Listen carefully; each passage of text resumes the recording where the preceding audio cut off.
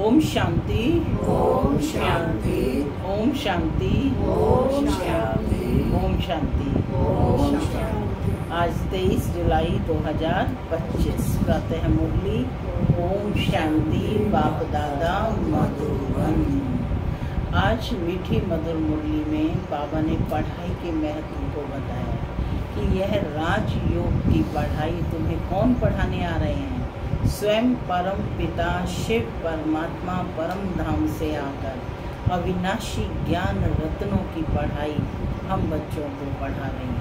तो बाबा कहते हैं ये पढ़ाई बड़े ही प्यार और रुचि से पढ़नी है। जब भी समय मिले एकांत में बैठ जाओ। बाबा ने जो अविनाशी ज्ञान रत्न दिए हैं उनका मनन चिंतन करो, उनको रिवाइज करो बार बार। उससे बहुत अधिक शक्ति मक्खन मिलेगा ना। तो बाबा कहते कितना याद करो कि ये इतना पुरुषार्थ करो कि ये कर्मेंद्रियां बिल्कुल शांत हो जाएं, ये वश में हो जाएं। सुनते हैं आज के डायरेक्ट ईश्वरीय महावाक्य। ओम शांति। बाबा कहते मीठे बच्चे जब समय मिले तो एकांत में बैठ विचार सागर मंथन करो। जब समय मिले तो एकांत में बैठ विचार सागर मंथन करो। जो पॉइंट सुनते हो उसको रिवाइज करो। जो पॉइंट्स सुनते हो उसको रिवाइज करो। आज की मुरली से प्रश्न है, तुम्हारी याद की यात्रा पूरी कब होगी? तुम्हारी याद की यात्रा पूरी कब होगी? कब पूरी होगी?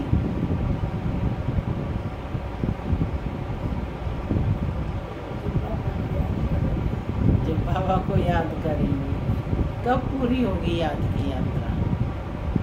कोई टारगेट होता है ना, उस टारगेट को प्राप्त कर लेते हैं तो यात्रा पूरी होती है। तो क्या कर्मातीत अवस्था में पहुंच जाना। बहुत अच्छा। सुनते हैं बाबा का उत्तर। बाबा कहते जब तुम्हारी कोई भी कर्मेंद्रियां धोखा ना दे, कर्मातीत अवस्था हो जाए, तब याद की यात्रा पूरी होगी। अभी तुमको पूरा पुरुषार्थ करना है, ना उम्मीद नहीं बनना है। सर्विस पर तत्पर रहना है। सर्विस पर तत्पर रहना है। ओम शांति। माना मैं शांत स्वरूप आत्मा हूँ, शांति मेरा स्वधर्म है। बाबा कहते मीठे बच्चे जाना है। ओम शांति। शिव भगवान वाच। मीठे मीठे बच्चे आत्म अभिमानी होकर बैठे हो? पूछ रहे हैं बाबा। प्रश्न है कि आत्म अभिमानी होकर बैठे हो सब? बच्चे समझते हैं आधा कल्प हम देह अभिमान में रहे हैं। अब देही अभिमानी हो रहने के लिए मेहनत करनी पड़ती है। देह में आना इजी है और देही को समझना उसमें पुरुषार्थ है, मेहनत है। तो बाबा कहते हैं देही अभिमानी हो रहने के लिए मेहनत करनी पड़ती है। बाप आकर समझाते हैं कि अपने को आत्मा समझकर बैठो, तब ही बाप याद आएगा। जिसको याद करना है वैसा ही बनना होगा। बाप कौन है? परमात्मा है तो वो भी आत्मा। तो हमें भी आत्म स्वरूप में स्थित होना है, नहीं तो भूल जाएंगे। याद नहीं करेंगे तो यात्रा कैसे कर सकेंगे? पाप कैसे कटेंगे? घाटा पड़ जाएगा। यह तो घड़ी घड़ी याद करो। क्या कहा बाबा ने? यह तो क्या? घड़ी घड़ी याद करो। आत्मा को और आत्मा बनकर बाप को याद करो, परमात्मा को। यह है मुख्य बात। बाकी तो बाप अनेक प्रकार की युक्तियां बतलाते हैं। रॉन्ग क्या है, राइट क्या है, वह भी समझाया है। बाप तो ज्ञान का सागर है, भक्ति को भी जानते हैं। बच्चों को भक्ति में क्या क्या करना पड़ता है समझाते हैं। यह यज्ञ तप आदि करना, ये सब है भक्ति मार्ग। बल बाप की महिमा करते हैं परंतु उल्टी। वास्तव में श्री कृष्ण की महिमा भी पूरी नहीं जानते। हर एक बात को समझना चाहिए ना। जैसे श्री कृष्ण को वैकुंठ नाथ कहा जाता है। श्री कृष्ण को क्या कहते हैं, वैकुंठ नाथ कहा जाता है। अच्छा, बाबा पूछते हैं श्री कृष्ण को त्रिलोकी नाथ कहा जा सकता है क्या? कहा जा सकता है क्या? नहीं, गाया जाता है ना त्रिलोकी नाथ। अब त्रिलोकी नाथ अर्थात 3 लोक। समझने की बात है ना कि 3 लोक अर्थात कौन कौन से 3 लोक हैं?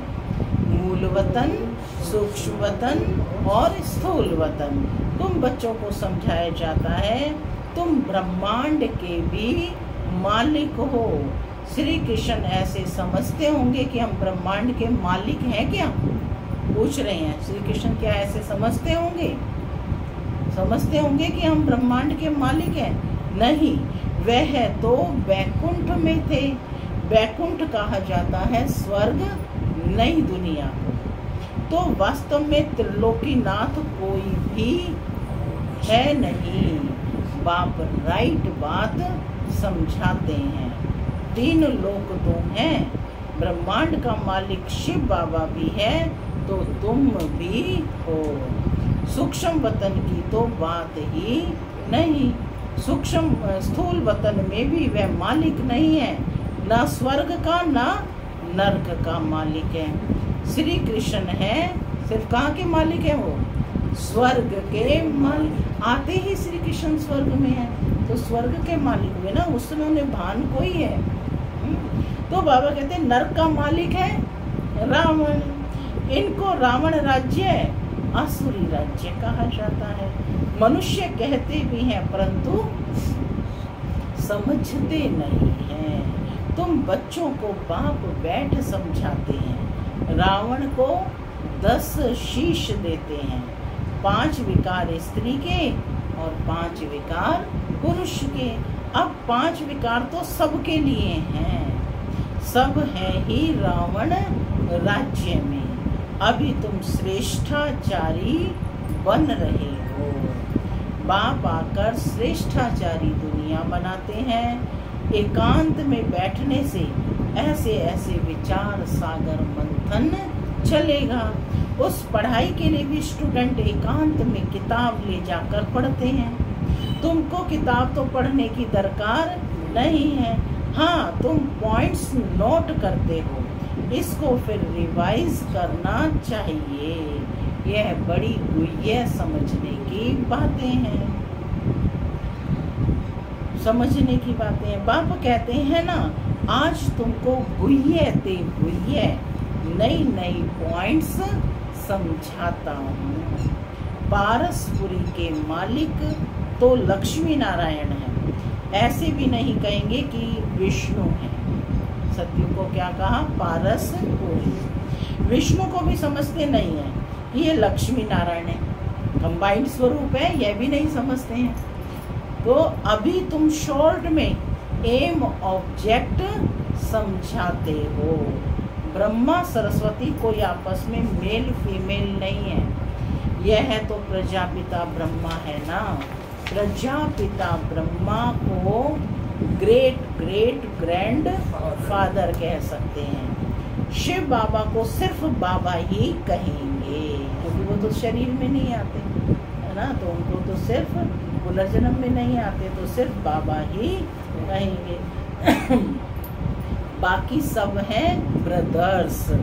इतने सब ब्रह्मा के बच्चे हैं। सबको मालूम है हम भगवान के बच्चे ब्रदर्स हो गए, परंतु वह है निराकारी दुनिया में। अभी तुम ब्राह्मण बने हो।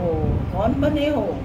ब्राह्मण। नई दुनिया सतयुग को कहा जाता है। इनका नाम फिर पुरुषोत्तम संगम युग रखा है।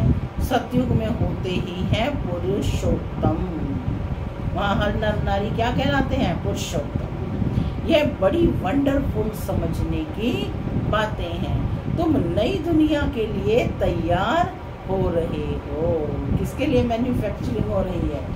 नई दुनिया के लिए। इस संगम युग पर ही तुम पुरुषोत्तम बनते हो। कहते भी हम लक्ष्मी नारायण बनेंगे। यह है सबसे उत्तम पुरुष। आइडल है ना वो सबसे, तो उन्हों को फिर देवता कहा जाता है। जो पुरुषोत्तम है उनको देवता कहा जाता है। उत्तम ते उत्तम नंबर 1 है यह लक्ष्मी नारायण। फिर नंबर वार तुम बच्चे बनेंगे। सूर्यवंशी घराने को उत्तम कहेंगे। नंबर 1 तो है ना, आहिस्ते आहिस्ते कला कम होती जाती है। अभी तुम बच्चे नई दुनिया का मुहूर्त करते हो। क्या कहा बाबा ने? अरे जोश नहीं है। अभी तुम बच्चे नई दुनिया का मुहूर्त करते हो तो कितने भाग्यशाली हो। भाग्यशाली आत्माएं हो जिनको रिबन काटने में साथ खड़ा होना होगा। तो कहते हैं अभी तुम बच्चे नई दुनिया का मुहूर्त करते हो। जैसे नया घर तैयार होता है तो बच्चे खुश होते हैं, मुहूर्त करते हैं। तुम बच्चे भी नई दुनिया को देख खुश होते हो, मुहूर्त करते हो। लिखा हुआ भी है सोने के फूलों की वर्षा होती है। मुहूर्त करते हैं तो क्या करते हैं? सब फूल बरसाते हैं। तो बाबा कहते हैं कि कैसा लिखा हुआ है शास्त्रों में? सोने के फूलों की वर्षा होती है। तुम बच्चों को कितना खुशी का पारा चढ़ना चाहिए। तुमको सुख और शांति दोनों मिलते हैं। दूसरा कोई नहीं जिनको इतना सुख और शांति मिले। दूसरे धर्म आते हैं तो द्वैत हो जाता है। तुम बच्चों को अपार खुशी है। हम पुरुषार्थ कर ऊंच पद पाएं। ऐसे नहीं कि जो तकदीर में होगा सो मिलेगा, ऐसा तो नहीं सोचते हैं। पास होने होंगे तो होंगे, ऐसा तो नहीं सोचते। नहीं ना, हर बात में पुरुषार्थ जरूर करना है। पुरुषार्थ नहीं पहुंचता है तो कह देते जो नसीब में होगा। फिर पुरुषार्थ करना ही बंद हो जाता है। बाप कहते हैं तुम माताओं को बाप कितना ऊंच बनाते हैं। क्या कहते हैं बाप? तुम माताओं को कितना ऊंच बनाते हैं। बनाता हूँ। फीमेल का मान सब जगह है। विलायत में भी मान है। यहाँ बच्ची पैदा होती है तो उल्टा मंझा, उल्टी चारपाई कर देते हैं। दुनिया बिल्कुल ही डर्टी है। इस समय तुम बच्चे जानते हो भारत क्या था, अब क्या है। मनुष्य भूल गए हैं, सिर्फ शांति शांति मांगते रहते हैं। विश्व में शांति चाहते हैं। तुम यह लक्ष्मी नारायण का चित्र दिखाओ। इन्हों का राज्य था तो पवित्रता सुख शांति भी थी। क्या कहा बाबा ने? लक्ष्मी नारायण का राज्य था तो उसमें सुख शांति पवित्रता थी, यानी प्रॉस्पेरिटी भी थी। तुमको ऐसा राज्य चाहिए ना। मूल वतन में तो विश्व की शांति नहीं कहेंगे। विश्व में शांति तो यहाँ होगी ना। वहाँ तो आत्माएं कैसे रहती हैं? मूल वतन में तो निराकारी अवस्था, वो तो है ही शांत अवस्था। देवताओं का राज्य सारे विश्व में था। मूल वतन तो है आत्माओं की दुनिया। मनुष्य तो ये भी नहीं जानते कि आत्माओं की दुनिया होती है। बाप कहते हैं हम तुमको कितना ऊंचा पुरुषोत्तम बनाता हूँ, ये समझाने की बात है। ऐसे नहीं रड़ियां मारेंगे भगवान आया है तो कोई मानेगा नहीं। मैंने जोर जोर से चिल्ला चिल्ला कर कहते रहे भगवान आया है, भगवान आया है, तो कोई मानेगा नहीं। कल की मुरली में भी बाबा ने कहा ना, जितना तुम याद में रह करके सर्विस करेंगे तो उसका प्रभाव पड़ेगा। और तो बाबा कहते कि जितना ऐसे नहीं कि रड़ियां मारेंगे भगवान आया है तो कोई मानेगा नहीं, और ही गाली खाएंगे और खिलाएंगे, कहेंगे बीके अपने को भगवान कहती है, यही कहेंगे ना कि तुम तो खुद को भगवान कहते। ऐसे सर्विस नहीं होती है। बाबा युक्ति बताते रहते हैं, कमरे में 8-10 चित्र दीवार में अच्छी रीति लगा दो और बाहर में लिख दो, बेहद के बाप से बेहद के सुख का वर्षा लेना है, अथवा मनुष्य से देवता बनना है, तो आओ हम आपको समझाएं। ऐसे बहुत आने लग पड़ेंगे। बाबा कहते आपे ही आते रहेंगे।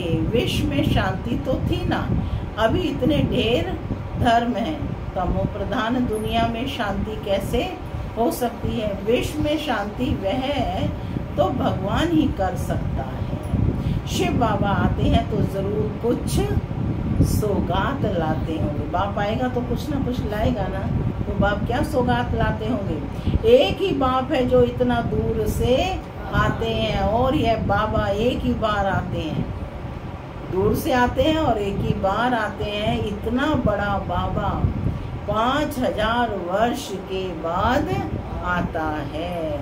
मुसाफरी से लौटते हैं तो बच्चों के लिए सौगात ले आते हैं ना। स्त्री का पति भी बच्चों का बाप तो बनते हैं ना, फिर दादा परदादा तरदादा बनते हैं। इनको तुम बाबा कहते हो, फिर ग्रैंड फादर भी होगा, ग्रेट ग्रैंड फादर भी होगा। ब्रादरियां है ना, एडम आदि देव नाम है, परंतु मनुष्य कुछ समझते नहीं है। तुम बच्चों को बाप बैठ समझाते हैं। बाप द्वारा सृष्टि चक्र की हिस्ट्री ज्योग्राफी को तुम जानकर चक्रवर्ती राजा बन रहे हो। क्या बन रहे हो? चक्रवर्ती। अभ्यास भी करना है कि मैं आत्मा चक्रवर्ती राजा बन रही हूँ। बाबा कितना प्यार और रुचि से पढ़ाते हैं, तो इतना पढ़ना चाहिए ना। तो हमें भी क्या करना है? बड़ी ही रुचि से और प्यार से पढ़ना चाहिए ना। सवेरे का टाइम तो सब फ्री होते हैं। सुबह का क्लास होता है आधा पौना घंटा, मुरली सुनकर फिर चले जाओ। याद तो कहाँ भी रहते कर सकते हो। इतवार का दिन तो छुट्टी है। बाबा कहते चलो और भी दिन नहीं तो इतवार का दिन तो छुट्टी है, तो सुबह की क्लास में आओ। सवेरे सवेरे 2-3 घंटा बैठ जाओ। दिन की कमाई को मेकअप कर लो, पूरी झोली भर दो। कौन सी झोली? बुद्धि रूपी झोली। Very good. सब पूरी झोली भर दो। टाइम तो मिलता है ना। माया के तूफान याद आने से माया के तूफान आने से याद नहीं कर सकते हैं। बाबा बिल्कुल सहज कर समझाते हैं। भक्ति मार्ग में कितने सत्संगों में जाते हैं, श्री कृष्ण के मंदिर में, फिर श्रीनाथ के मंदिर में, फिर और किसके मंदिर में जाएंगे। यात्रा में भी कितने व्यभिचारी बनते हैं, इतनी तकलीफ भी लेते और फायदा कुछ नहीं। ड्रामा में यह भी नूंद है। बाबा कहते फिर भी होगा, तुम्हारी आत्मा में पार्ट भरा हुआ है। सत्युग त्रेता में जो पार्ट कल्प पहले बजाया था वही बजाएंगे। मोटी बुद्धि यह भी नहीं समझते हैं। जो महीन बुद्धि है वही अच्छी रीति समझकर समझा सकते हैं। उन्हें अंदर भासना आती है कि यह अनादि बना बनाया नाटक है। दुनिया में कोई नहीं समझते हैं कि यह बेहद का नाटक है। इनको समझने में भी टाइम लगता है। हर एक बात डिटेल में समझाकर फिर कहा जाता है मुख्य है याद की याद। माने सारा कुछ समझकर बाबा की याद में रहना है। इसीलिए कहा मुख्य है याद की यात्रा। सेकंड में जीवन मुक्ति भी गाया हुआ है। और फिर यह भी गायन है कि ज्ञान का सागर है, सारा सागर शाही बनाओ। कितनी महिमा है। सारा सागर शाही बनाओ, जंगल को कलम बनाओ, धरती को कागज बनाओ, तो भी अंत नहीं आ सकती। माने इतना गुरु की महिमा है, इतना बाप की महिमा है, उसका अंत नहीं कर सकते हैं। शुरू से लेकर तुम कितना लिखते आए हो, ढेर कागज हो जाए, तुमको कोई धक्का नहीं खाना है। मुख्य है ही अलफ, बाप को याद करना। माने बाप का परिचय मिल गया। बाबा कहते हैं अब धक्का खाते हो, खाना है अब धक्का, अभी भी घूमते रहते हैं। तो बाबा कहते तुमको कोई धक्का नहीं खाना है। मुख्य है ही अलफ, बाप को याद करना है। यहाँ भी तुम आते हो शिव बाबा के पास। किसके पास आए हो? शिव बाबा के। शिव बाबा इनमें प्रवेश कर तुमको कितना प्यार से पढ़ाते हैं। कोई भी पढ़ाई नहीं। बाप कहते हैं मैं आता हूँ पुराने शरीर में, ब्रह्मा का पुराना शरीर है। कैसे साधारण रीति शिव बाबा आकर पढ़ाते हैं, कोई अहंकार नहीं। तो शिक्षक को क्या कहा जाता है? हमेशा साधारणता से, है ना, वो आइडल बनता है ना। तो बाबा भी कैसे साधारण रीति शिव बाबा आकर पढ़ाते हैं, कोई अहंकार नहीं। बाप कहते हैं तुम मुझे कहते ही हो बाबा, पतित दुनिया पतित शरीर में आओ, आकर हमको शिक्षा दो। सतयुग में नहीं बुलाते हो, सतयुग में नहीं बुलाते हो कि आकर हीरे जवाहरातों के महल में बैठो, भोजन आदि करो। बुलाते हो? नहीं बुलाते। शिव बाबा भोजन पाते ही नहीं। आगे बुलाते थे कि आकर भोजन खाओ, भगवान को कहते ना खाओ, तो भगवान तो भोजन खाते ही नहीं। 36 प्रकार का भोजन खिलाते थे। यह फिर भी होगा, यह भी चरित्र ही है। कहें श्री कृष्ण के चरित्र क्या है? वह तो सतयुग का प्रिंस है, उनको पतित पावन नहीं कहा जाता। सतयुग में यह विश्व के मालिक कैसे बने हैं, यह भी अभी तुम जानते हो। मनुष्य तो बिल्कुल घोर अंधियारे में है, अभी तुम घोर रोशनी में हो। बाप आकर रात को दिन बना देते हैं। आधा कल्प तुम राज्य करते हो तो कितनी खुशी होनी चाहिए। तुम्हारी याद की यात्रा पूरी तब होगी जब तुम्हारी कोई भी कर्मेंद्रियां धोखा ना दे। फिर से सुनेंगे वे मुख्य पॉइंट है। आज दिन भर इस पर विचार सागर मंथन करना है। तुम्हारी याद की यात्रा पूरी तब होगी जब तुम्हारी कोई भी कर्मेंद्रियां धोखा ना दे, कर्मातीत अवस्था हो जाए, तब याद की यात्रा पूरी होगी। अभी पूरी नहीं हुई है, अभी तुमको पूरा पुरुषार्थ करना है, ना उम्मीद नहीं बनना है। सर्विस और सर्विस, क्या कहा बाबा ने? सर्विस और सर्विस। बाप ही भी आकर बूढ़े तन में से सर्विस कर रहे हैं ना, ब्रह्मा के बूढ़े तन से सर्विस कर रहे हैं ना। बाप करन करावन हार है। बच्चों के लिए कितना फिक्र रहता है, यह बनाना है, मकान बनाना है। जैसे लौकिक बाप को हद के ख्यालात रहते हैं, वैसे पारलौकिक बाप को बेहद का ख्याल रहता है। तुम बच्चों को ही सर्विस करनी है।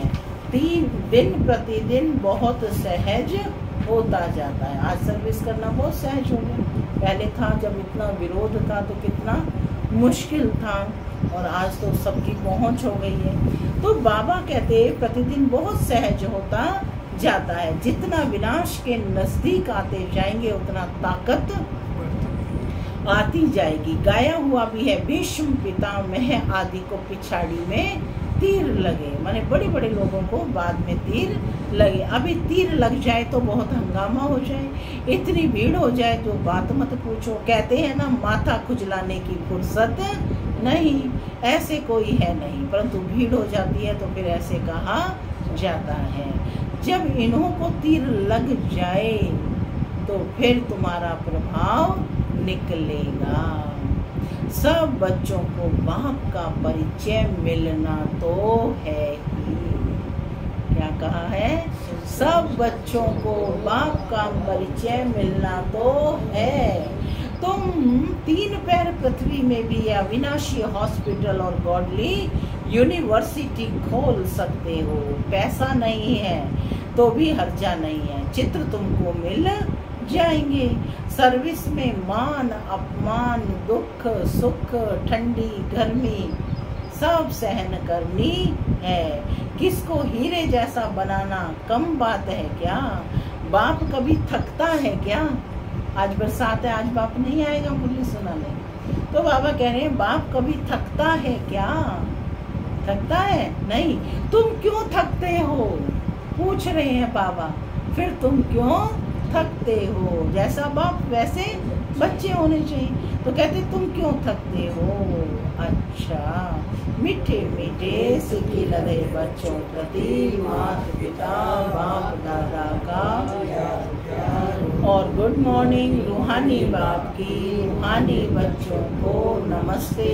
हम रूहानी बच्चों की रूहानी माता पिता बाप दादा को याद प्यार गुड मॉर्निंग और नमस्ते। नमस्ते सदा रहो हंसते, बनो फरिश्ते, चलो परम धाम के। धारणा के लिए मुख्य सार पहला, सवेरे के समय आधा पौना घंटा बहुत प्यार व रुचि से पढ़ाई पढ़नी है। बाप की याद में रहना है। याद का ऐसा पुरुषार्थ हो जो सब कर्मेंद्रियां वश में हो जाएं। दूसरा पॉइंट है, सर्विस में सुख दुख, मान अपमान, गर्मी ठंडी सब कुछ सहन करना है। कभी भी सर्विस में थकना नहीं है। 3 पैर पृथ्वी में भी हॉस्पिटल कम यूनिवर्सिटी खोल हीरे जैसा बनाने की सेवा करनी है। आज का वरदान है, सच्चे आत्मिक स्नेह की अनुभूति कराने वाले मास्टर स्नेह के सागर भव।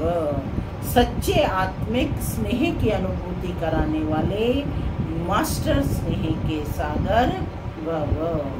जैसे सागर के किनारे जाते हैं तो शीतलता का अनुभव होता है, ऐसे आप बच्चे मास्टर स्नेह के सागर बनो, तो भी जो आत्मा आपके सामने आए वो अनुभव करे कि स्नेह के मास्टर सागर की लहरें स्नेह की अनुभूति करा रही हैं। क्योंकि आज की दुनिया सच्चे आत्मिक स्नेह की भूखी है। स्वार्थी स्नेह देख देख उस स्नेह से दिल उपराम हो गई है। इसलिए आत्मिक स्नेह की थोड़ी सी घड़ियों की अनुभूति को भी जीवन का सहारा समझेंगे। स्लोगन है, ज्ञान धन से भरपूर रहो तो स्थूल धन की प्राप्ति स्वतः होती रहेगी। अव्यक्त इशारे संकल्पों की शक्ति जमा कर श्रेष्ठ सेवा के निमित्त बनो। जैसे सतयुगी सृष्टि के लिए कहते हैं कि एक राज्य एक धर्म है, ऐसे ही अब स्वराज्य में भी एक राज्य है, अर्थात स्व के इशारे पर सभी चलने वाले हों। मन अपनी मनमत ना चलावे, बुद्धि अपनी निर्णय शक्ति की हलचल ना करे, संस्कार आत्मा को नाच नचाने वाले ना हों, तब कहेंगे एक धर्म और एक राज्य। तो ऐसी कंट्रोलिंग पावर धारण कर लो, यही बेहद सेवा का साधन है। ओम शांति।